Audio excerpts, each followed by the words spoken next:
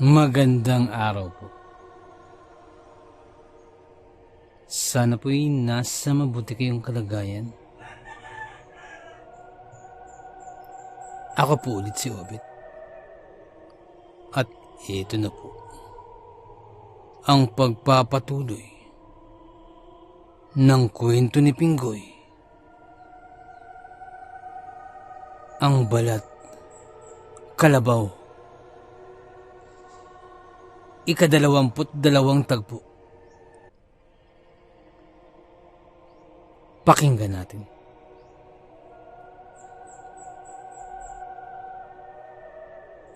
Mabuti naman at nakabalik ka pa, Apo, sa ating mundo. Paano mo yun nagawa? Tanong ni Lolo Anding. Yun nga din po ang ipinagtataka ko, Lo. Kasi po, ang totoo niyan, nagsasara na po talaga yung lihim na lagusan. Yung pabalik po sa ating mundo. Hanggang sa tuluyan na po itong nagsara. Nagsara na siya.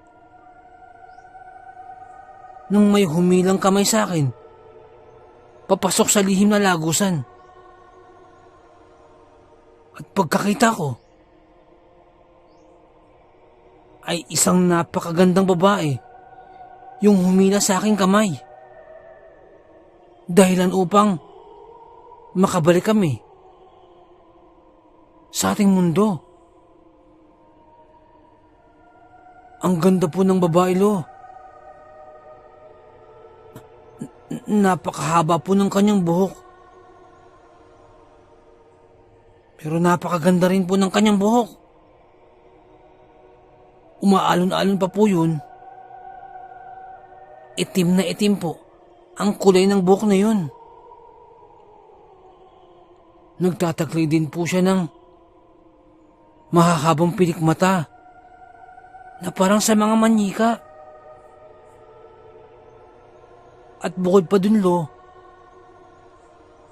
ang tangos po ng kanyang ilong. Kwento pa ni Pinggoy. Nang mailarawan ni Pinggoy ang magandang babae na humila ng kanyang kamay, ay tila nagliwanag ang mukha ni Lolo Anding. Napaawang ang bibig nito. Subalit, agad namang pinigilan ang mga salitang maaaring mamutawi sa bibig ng matanda noong mga panahong iyon. Sapagkat biglang tumayo si Pinggoy at nagpaalam. Pagkalabas ni Pinggoy ng kanilang bahay kubo, nakarinig naman siya ng sunod-sunod na kahol. Agad na palingon si Pinggoy sa kung saan nagmumula ang mga kahol na yun.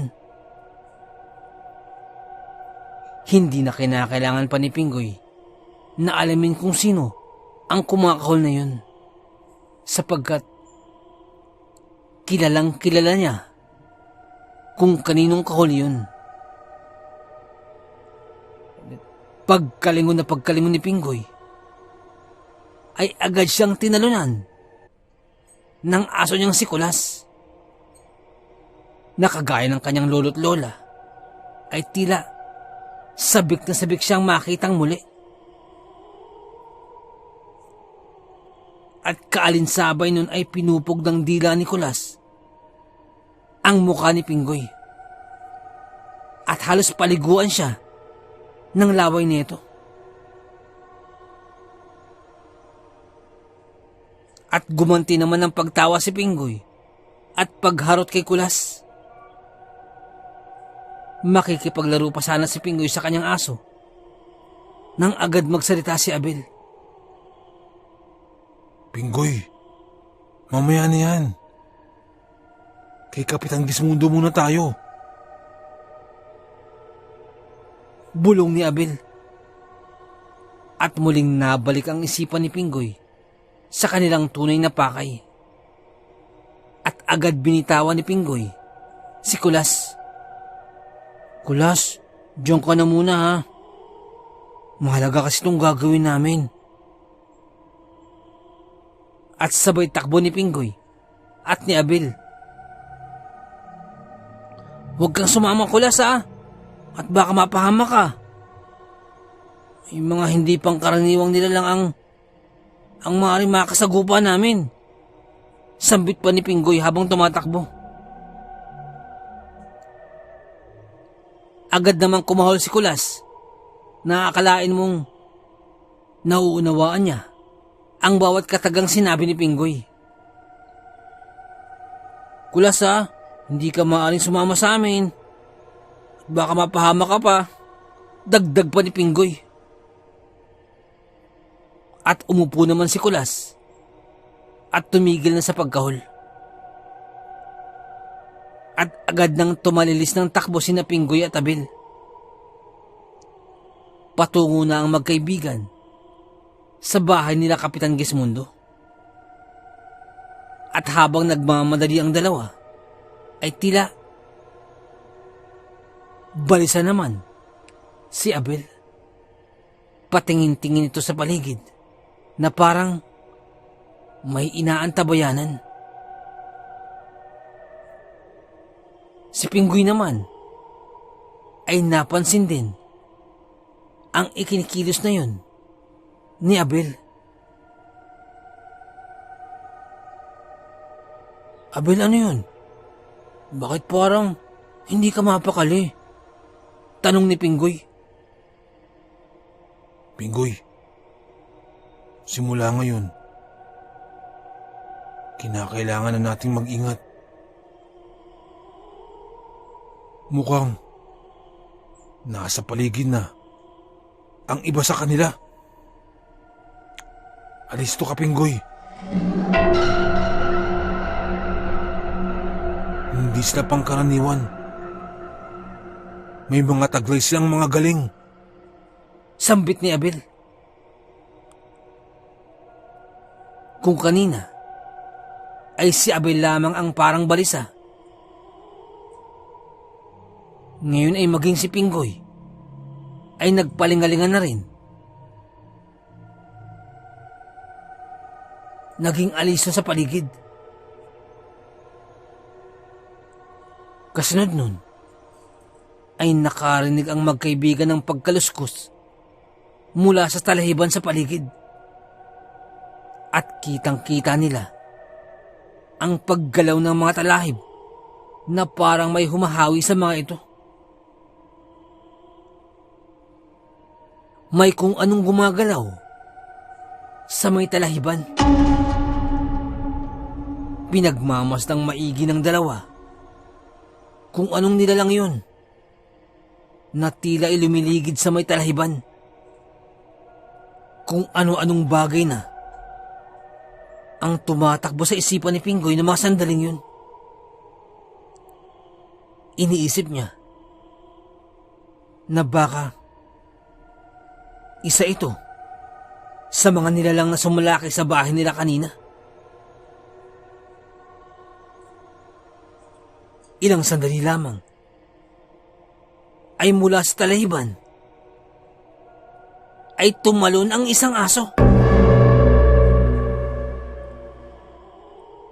Hoy, Kulas! Ikaw lang pala eh! Biglang sambit pa ni Pinggoy sa asong tumalon. Akala ko kung ano na eh. Ikaw lang naman pala. Umuwi ka na nga dun. Di ba sabi ko, umuwi ka na? Di ba sabi ko nga sa'yo na, umuwi ka na? At napabuntong hininga na lamang si Pinggoy. At sabay naglakad, papalapit kay Kulas. Nang biglang napasigaw si Abel. Huwag, Pinggoy! At biglang kinagat ni Kulas si Pinggoy sa kanyang bisig. At pilit pang ibinao ng aso ang kanyang pagkagat. pilit pa itong iwinawas-iwas ni Pinggoy. Maya-maya pa ay may kumakahol na aso. Ay may naririnig silang kumakahol.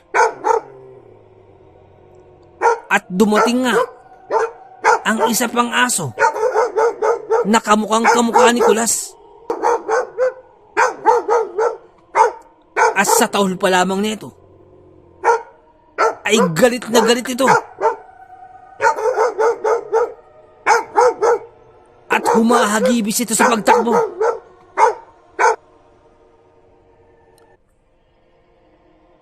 At kaagad sinalakay ang asong nakasakmal sa bisig ni Pinggoy. At agad sinakmal ng asong bagong dating ang parteng leeg ng aso. At sa lakas ng kagat ng aso na yun, ay kaagad sumambulot ang dugo mula sa asong nakakagat kay Pinggoy. Subalit, hindi pa nakontento ang asong bagong dating. Hindi ito bumitaw sa pagkakagat sa isa pang aso. At iwinasiwas pa nito ang leg ng aso. Hindi niya ito binitawan. Hanggang sa makabitaw na lamang sa pagkakagat ang asong iyon sa bisig ni Pinggoy.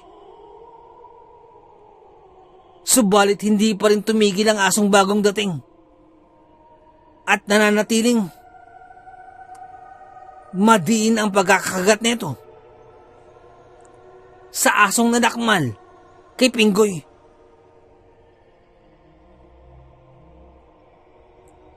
Si Pinggoy naman, nabagamat nagulat,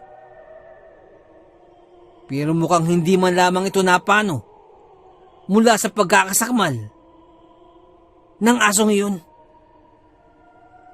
Pinggoy, ayos ka lamang ba? Tanong ni Abel sa kaibigan. Ayos lang naman ako. Tugon ni Pinggoy. Hindi ka ba nasugatan sa pagkakasakmal sa'yo? Tanong pa ni Abel. Mukhang hindi naman. Mukhang wala naman ako sugat. Tugon pa ni Pinggoy. At muling sinuri ni Pinggoy ang kanyang kanang bisig sa kung anumang sugat na maaaring may dulot mula sa kanyang natamong pagkakagat. At tila pinagpaglamang ito ni Pinggoy na parang kinagat lamang siya ng langgam. Ni hindi man lamang nagalusan si Pinggoy mula sa pagsakmal na yun. Mula sa asong kamukha ni Kulas, ni Ultimo Gasgas, ay wala siyang natamo. Balat kalabaw ka talaga, Pinggoy, no? Mukhang nabungal pa ata yung aso mula sa pagkakasakmal sa'yo. Sambit pa ni Abel. Tinitingnan nila Pinggoy ang asong sumakmal sa kanya at mukhang hindi na ito gumagalaw pa. Ngunit sa kabila nun, ay hindi pa rin ito binibitawan ng aso na kamukha ni Kulas. Nakabaon pa rin sa leeg ang kagat ni Kulas. Hindi yan si Kulas, Pinggoy. Yung sumakmal sa'yo, hindi yan ang aso mo. Isa yan sa mga nilalang na nagpalit anyo at nagkunwaring aso mo. Sambit ni Abel. Mukhang alam na nila na parating na tayo. Mabuti na rin yun. At dumating ang totoong si Kulas. Sambit pa ni Abel. Nang tuluyan ang namatay ang asong nagpanggap na si Kulas, ay nagpalit ito ng anyo. Nagmukha itong isang lalaki. Subalit, ang pagkakakilanlan nito, ang itsura nito, ay mukhang hindi taga-baryo at mukhang dayo ito. Kumahol ng kumahol si Kulas.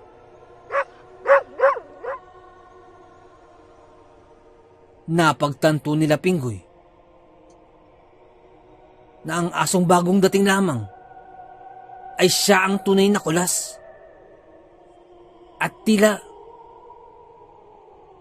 naunawaan na ni Pinggoy kung bakit kanina pa nais sumama ni Kulas sa kanilang dalawa. Kawag ng kawag ang buntot ni Kulas nang makitang hindi man lamang nagalusan si Pinggoy. Nang maya-maya pa ay nagsalita si Abel. Halika na, Pinggoy. Kailangan na natin magmadali.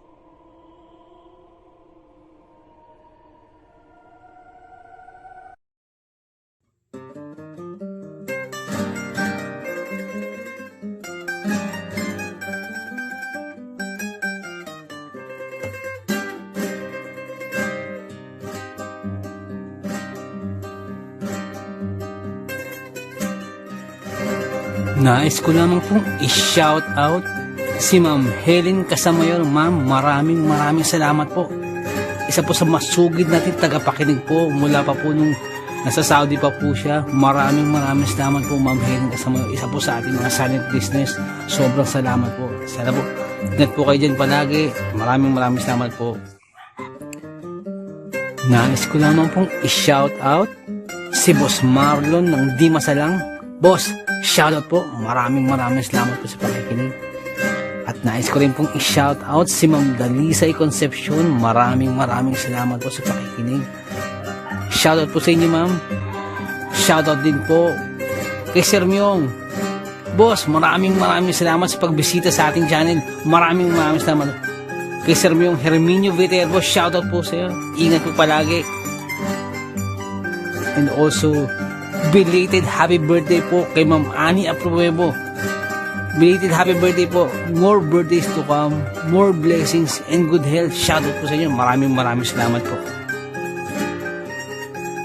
Nais ko lamang pong i-shout out si Ma'am Mary Asilar dyan po sa may UK. Shoutout din po kay Ma'am Annie Apruebo, kay Ma'am Annie Viloria, at kay Boss Baby Langka. Shoutout po. Maraming salamat po.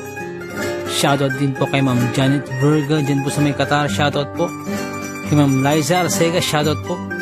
Shoutout din po sa Manhattan Hamburger dyan po sa may Bukandala 3, Imus Cavite. Shoutout po sa inyo. Ganun din po kay Boss Fernando Marcos. Shoutout po. Shoutout din po kay Ma'am Christy Harm dyan po sa may Hamburg, Germany. Shoutout po. Ganun din po kay Tata Estong Nestor Bauyon dyan po sa may London, England. Shoutout po. Kay Boss Jing Fensalida, isa po sa ating mga silent listeners. Maraming salamat po. At kay Boss Bobby Gonzales at sa Gonzales family, shoutout po. Maraming salamat po, Boss. Ganun din po kay Boss Camelo Aroy, shoutout po. Kay Boss Malvin Esquera, Boss, shoutout po. Kay Boss Miguel Doris Kibel, shoutout po. Kay Ma'am Imelda Pascua, kay Ma'am Elizabeth Arnaiz, shoutout po. Kay Ma'am Rosie De Mesa, shoutout po. Kay Boss Haz dyan po sa may Saudi, shoutout po. Salamat din po kay Boss BK. Salamat sa milk tea, shoutout sa iyo. At salamat sa suporta, shoutout po. Salamat din po kay Ma'am Eileen Rodriguez. Shoutout po, Ma'ams. Sa mga suggestion, maraming salamat po. At sa mga hindi ko po nabanggit, pasensya po muna. Pero sa next time po, i-shoutout po natin yan. Maraming salamat po.